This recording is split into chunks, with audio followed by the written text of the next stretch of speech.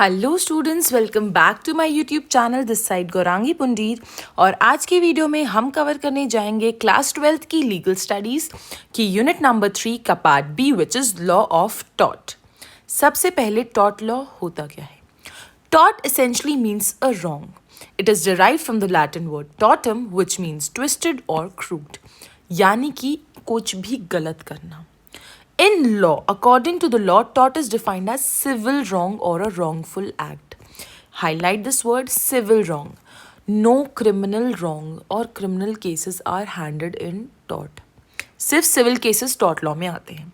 Either intentional or accidental that results in injury or harm to the another person. इसकी remedy होती है damages by the court or court order. Damages क्या है? इसमें compensatory damages होते हैं। Damages इस तरह से प्रेजेंट होते हैं या कॉम्पनसेशन इस तरह से होती है कि हम डिफेंडेंट को उसी पोजीशन में लाएंगे जिस पोजीशन में वो होते अगर ये रॉन्गफुल एक्ट या ये सिविल रॉन्ग ना होता। तो अगर ये सिविल रॉन्ग ना परफॉर्म होता तो वो इंसान किस स्थिति में होता, हम उसे उसी सिचुएशन में ले आएंगे। This is what taught. Taught is civil wrong और अ रॉन्गफुल एक्ट। टॉट के लिए डैमेजेस मिलते हैं कॉम्पनसेटरी, यानी कि जो रेमेडी है वो डैमेजेस है और डैमेजेस क्या होते हैं? कॉम्पनसेशन होता है।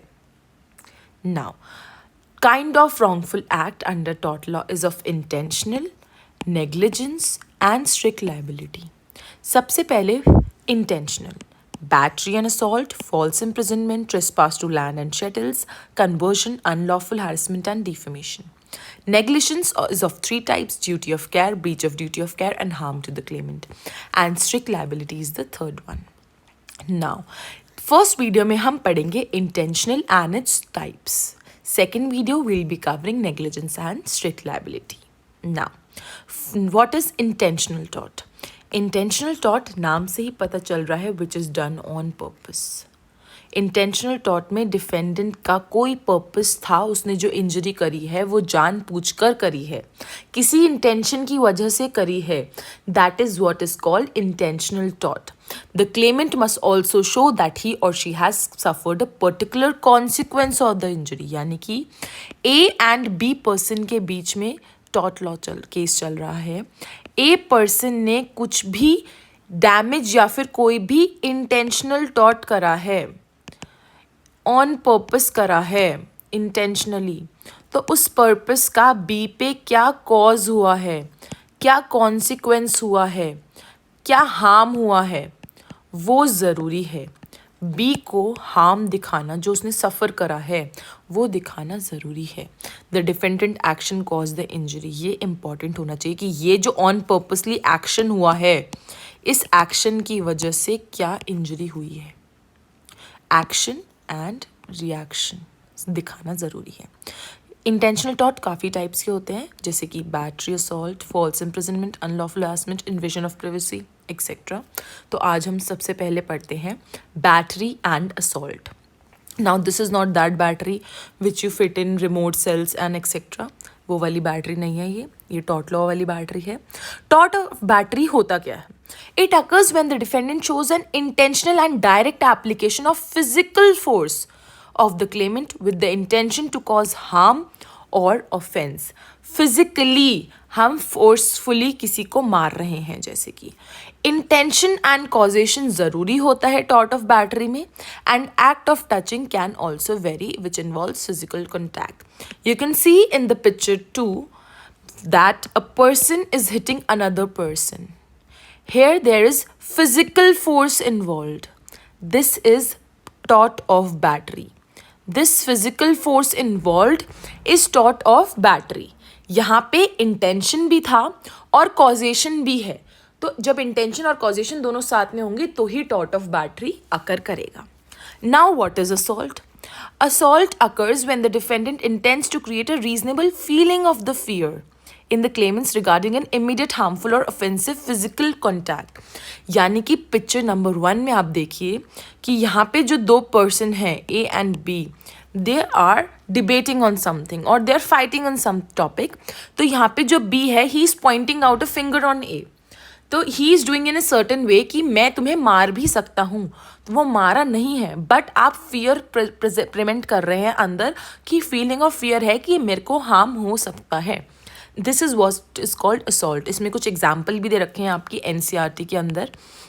These are some in extreme positions, like the fear must cause the claimants reasonably believing. For example, if the defendant throws an iron ball at the claimant and misses his head and the claimant moves his head away from the direction of the iron ball, this amounts to assault. जैसे कि दो person है, person A and person B. Now B throws an iron ball in this direction. यहाँ पे A का head था, but जैसे ही उसने देखा कि आयरन बॉल आ रही है, उसने अपने हेड को दूसरी साइड मूव कर लिया, तो आयरन बॉल से वो बच के चला गया. He rescued himself. तो what is this? Here he tried to save himself. But जो ये वाला जो टाइम पीरियड था जब उसने अपना सर इधर से उधर करा, तो उस टाइम ड्यूरेशन में तो उनके दिमाग में ये फीलिंग थी ना, उनके दिल में डर तो था ना कि कहीं ये आयरन बॉल मेरे लग गई और मेरा सिर फट गया. तो this feeling of fear, it represents tort of assault. Now, क्या टॉट एंड असॉल्ट साथ में हो सकते हैं? बैटरी एंड असॉल्ट साथ में हो सकते हैं, या खाली बैटरी होता है, खाली असॉल्ट होता है, खाली असॉल्ट होता है, खाली बैटरी होती है? तो यहाँ पे battery and assault can take place without each other. Examples पढ़ते हैं. If the defendant points an unloaded gun at the claimant who does not know that it is unloaded and he thinks he is about to get shot, this gets to amount to assault which can take place without battery. See, no physical touch involved and उन्होंने क्या डर पैदा कर दिया, gun point out करी और बोला कि मैं तुम्हें मारने वाला हूँ या कुछ भी.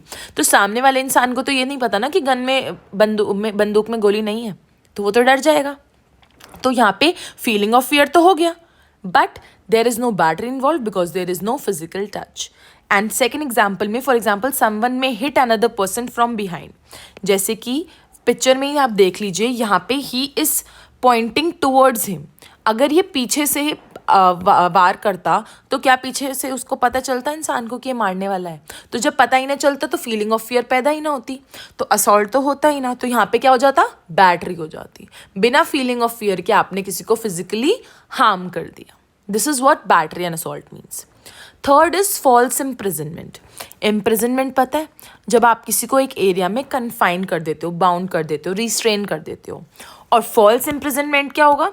जब आप किसी को अनलॉफुली बंद कर देते हो, एक एरिया के अंदर आप किसी को अनलॉफुली बंद कर देते हो.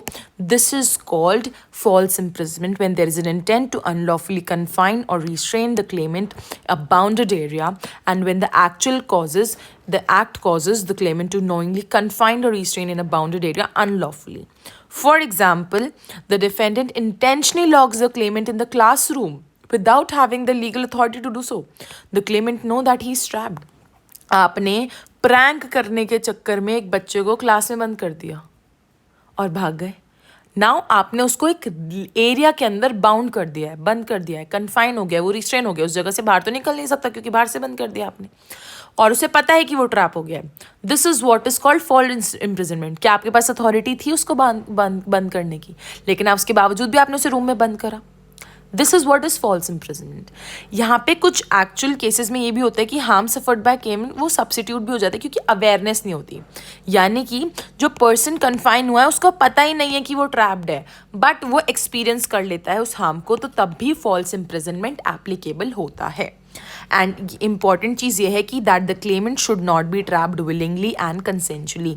कि मैं ही आपको बोल दूँ कि चल मुझे आज एक पीरियड बंक करना था तो तू मुझे क्लास में बंद कर दे, तो मैं बोल दूंगा कि मैं तो क्लास में बंद हो गया था, तो इसलिए मेरा क्लास बंक भी हो जाएगी और मैं बंद भी रहूँगा.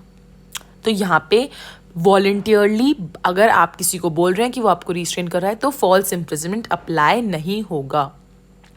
अगर आपको ये तीनों समझ आ गए हैं तो प्लीज़ कमेंट सेक्शन में लिख दीजिएगा. Now trespass. ट्रेसपास का क्या मतलब होता है? कहीं इन्वेड करना. Trespass is of two types, trespass to land and trespass to chattels. सबसे पहले trespass to land. As you can clearly see in the picture, when someone physically invade the property without the claimant's approval or consent, किसी की property में बिना बताए घुस जाना is what we call as trespass to land. When the defendant has the intention to interfere with the possession of land belonging to the claimant, मैं उसकी owner हूँ उस लैंड की, एंड आप उस लैंड में मेरे से बिना पूछे घुस गए, तो that is called trespass to land. This invasion can happen with objects और पीपल. अब लोगों के अलावा ऑब्जेक्ट से भी होता है. ऑब्जेक्ट से कैसे होगा, I will let you know. See, एक लैंड है. नाउ लैंड में above the land and below the land, area above the land क्या होगा, air which is above the land, and नीचे क्या है, area below the land. Above the land आपने litter कर दिया, यानी कि कूड़ा करकट फेंक दिया, खराब कर दिया, गंदगी कर दी, तो that is when you are trespassing some area above the land, so you may litter the claimant's land. And below the land कैसे होगा, अगर आपने नीचे क्या कर दिया, you have made a drainage outlet, आपकी नाली खुल गई वहाँ पे, या आपकी नाली उस तरफ से जा रही है, पाइपलाइन जा रही है, ड्रेनेज आउटलेट, जिसकी वजह से मेरे एरिया में स्मेल हो रही है या मेरा एरिया ख़राब हो रहा है. तो this is what we call trespass to land. खाली इंसान के घुसने से नहीं होगा, पर्सन के साथ साथ ऑब्जेक्ट भी जब इन्वेड करेंगे, then it is called trespass to land. Now trespass to shuttles.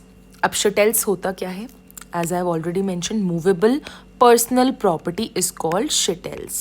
Movable personal property यानी कि when the defendant has to intend to lawfully possession of goods belonging to the claimant and cause perpetual dispossession, deprivation of use and damage as to the condition, quality or value of the chattels or cause some other harm to legally secured interest.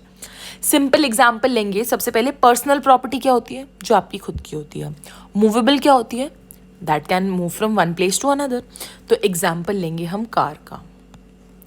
अगर आप किसी की car को खराब कर देते हैं इस तरह से कि उसकी वैल्यू कम हो जाए, डेप्रिवेशन हो जाए, डेप्रिवेशन ऑफ यूज़, या आप उसको डैमेज कर दे, उसकी कंडीशन को इस तरह की उसकी क्वालिटी, उस कार की वैल्यू ख़त्म हो जाए, या कुछ भी इस तरह से कर देते हैं कि उसकी जो लीगली सिक्योर्ड इंटरेस्ट है वो खत्म हो जाए, that is what you are doing to trespass to chattels. Example, if the dependent paints the car of the claimant that was parked on the side of the street without the consent, the claim when the claimant was away, this amounts to trespass to chattels. अगर आपने उस car को paint कर दिया या खरोच भी मार दी इंटेंशनली, याद रखिएगा intentionally, not accidentally, intentionally. When you intentionally does something to that person's personal property, then it is trespass to chattels. अब इस trespass to chattels का conversion होता है. conversion क्या होता है? The conversion is somewhat related to trespass to chattels. यानी कि conversion मतलब willful interference हो रही है without lawful justification such a manner. अब आप इस तरह से गंदी कर देते हो कार को कि compensation उसकी original value का लेना ज़रूरी समझा पड़े. जैसे कि पिक्चर में आपको शो हो रहा होगा कि पहले आपने ट्रेसपास टू शटल करा. ट्रेसपास टू शटल्स क्या था कि आपने नॉर्मल कार पे खरोच मार दी. अब ट्रेसपास टू शटल्स पर कन्वर्जन कब होगा, जब आप आग लगा के, मतलब जब आपने ये कर दिया क्या, उसकी जो टायर है उस पर वो सुई मार दी तो टायर की हवा निकल गई, टायर पंचर कर दिया. और कन्वर्जन कब होगा, जब आपने पूरी की पूरी गाड़ी ही जला दी. तो ये तीन चीज़ें थी, trespass to chattels, trespass to chattels plus conversion and only conversion. I hope आपको ये चीज़ समझ आई होगी. कन्वर्जन में जब इसकी रेमेडी होती है फोर्स्ड सेल, कि जिस इंसान ने, this person who has done this, इसको ये गाड़ी खरीदनी ही पड़ेगी फोर्सफुली. खरीदनी इन द सेंस कि he has to give compensation for the full original value of this car. Applicable in including where the shuttle is taken, transferred to someone else, changed, misused or damaged. Picture से समझ आया. खाली खरोच लगेगी तो trespass to shuttles, खरोच लगी car में, कन्वर्जन हुआ टायर का. और खाली कन्वर्जन कब दिखाया, जब आपने पूरी की पूरी जो पर्सनल मूवेबल पर्सनल प्रॉपर्टी है उसको ही डैमेज कर दिया. Next, unlawful harassment and intentional इन्फ्लिक्शन of emotional distress. बहुत बड़ा टर्म है बट बहुत छोटा सा मीनिंग है. That we happens in, you have heard in very daily life situations. When there is deliberately physical harm to the victim, when there is no battery assault involve. यानी कि if the defendant lies to the claimant that the latter's son met with the road accident which causes nervous shock to the claimant resulting in illness, this constitutes tort of unlawful harassment. बहुत ज़्यादा common है आजकल prank videos. You see prank videos all over your internet और social media platforms. क्या होता है prank? हाँ जी, आपके बेटे को हमने गिरफ्तार कर लिया है, इतने पैसे दे दीजिए। या फिर इस एग्जाम्पल में ये बताया गया कि आपने बोल दिया कि आपका बेटा मर गया है, तो जो उसके फादर हैं उसको क्या नर्वस शॉक हो गया, ब्रेकडाउन हो गया और उनकी इलनेस हो गई या उनकी डेथ हो गई, तो this led to unlawful harassment. आप अनलॉफुली किसी को क्या कर रहे हो? हैरेस कर रहे हो। Next is sexual harassment, which may amount to tort of unlawful harassment. For example, if someone follows you, sends you unwanted messages, calls you, although there is no violence or threat of violence involved, physically, this amounts to tort of harassment when the person sends you unwanted messages or phone calls. Next is defamation. Defamation is defined as the publication of a statement which tends to lower a person in estimation of the right thinking members of society generally and tends to make them shun or avoid that person. यानी कि जब आप किसी की बुराई करते हैं, defame कर रहे हो, आप किसी का नाम खराब करना. It can be defined as intentional false communication, either written, it can be written or it can be spoken. That harms a person's reputation. उसकी रेपुटेशन खराब हो रही है, उसकी इज्जत कम हो रही है, उसकी जो कॉन्फिडेंस है वो कम हो रहा है. इंड्यूसेस डिस्पैरेजिंग, हॉस्टाइल और डिसअग्रीड ओपिनियंस और feeling against a person. If you don't like a person and publicly you are defaming him, you are saying false, you're spreading false information about that person, that leads to defamation. अब याद रखिएगा, इसमें एक important चीज़ ये आती है कि defamation एक tort भी है और एक क्राइम भी है. Defamation is both a tort and a crime. It is tort यानी कि सिविल एंड क्राइम यानी कि क्रिमिनल लॉ. तो civil because civil defamation involves no criminal offence but the claimant can sue the wrong doer for compensation. आप compensation के लिए बोल सकते हैं. सिंपल एग्जाम्पल लेंगे, A is a person and B is a company. Now B company के खिलाफ ए ने बोल दिया कि मुझे इसके प्रोडक्ट समझ नहीं आए and he spreads false information about this company. So this company can seek compensatory benefits from the person कि आपने मुझे ये डैमेज करा है, इसकी वजह से मुझे इतना लॉस हुआ है, so I need compensation. And what is criminal? The act of offending or defaming a person by committing a crime or offense. For criminal defamation, the liable person can be prosecuted. अब यहाँ पे आप prosecute कर सकते हो. आप किसी के offending और उस person को defame कर रहे हो कोई crime करके, कोई offense करके, then it is called criminal defamation. अब जब आप इंडिया के लॉ के हिसाब से पढ़ रहे हैं, इंग्लिश लॉ के हिसाब से दो चीज़ें होती हैं, which is liable and slander. This has been issued in last year's book only. Before last year, this was not included. This was in a box earlier, but now it has come inside the NCERT only. Libel and slander. Libel का मतलब होता है जब आप किसी को defame करते हैं परमानेंट फॉर्म में, एंड स्लैंडर का मतलब होता है ट्रांजिएंट या टेम्परेरी फॉर्म में. लाइबल इज राइटिंग और pictures and slander is spoken words और जेस्चर्स. ये परमानेंटली छाप छोड़ देता है लाइबल, यानी कि आप एक पोस्टर छपवा दें या फिर आप कोई पिक्चर के नीचे कोई पोस्ट कर दें और उसमें लिख दें क्या, दैट दिस पर्सन, मतलब you spread something false about that person. This is called liable. And slander is normal words जो आप कम्युनिकेट कर रहे हैं या आपके जेस्चर से किसी को डिफेमेशन हो रहा है. This is slander according to English law. याद रखिएगा, लाइबल एंड स्लैंडर दो वर्ड्स हैं. This can come in your board exam और your CUT UG as well as CLAT. Now, हमने काइंड्स ऑफ wrongful एक्ट में इंटेंशनल टॉर्ट कवर कर लिया है, जिसमें हमने battery assault, false imprisonment, trespass दोनों टाइप्स का, conversion, unlawful harassment and defamation cover कर लिया है. In part 2 you will get negligence and strict liability. That was all for today's video. I hope आपको समझ आया होगा. And if you like the video, please like, share, comment and subscribe to my YouTube channel. Thanks for watching.